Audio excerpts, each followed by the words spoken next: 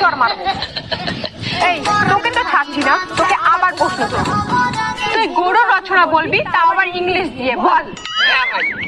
English video দেখিস English normal ব্যাপার। গরুর রচনা যদি ইংলিশে বলতে চাই তো ম্যাম, গরু ইজ আওয়ার গৃহপালিত পশু। গরু ইজ ভালো, গরুর মাথায় 2টা শিং, যদি রাগ উঠিং তার ঢিসিং ঢিসিং। যদি বেশি রাগ ওঠে গরু হাম্বা হাম্বা Eden করিং। And madam, we making গোবর সার from গরুর গু and গরুর টিকাত এক লম্বা লেজ থাকিং, যদি ওয়া মাসি করিং তো ফিরিং ফারাং করিং। এদন করে ফিরিং ফারাং করিং। গরুর লেজ যখন ফিরিং ফারাং করিং তখন মাসি আউট করিং। Thank you ma'am. বাবা, কোথা থেকে আসছো তুমি?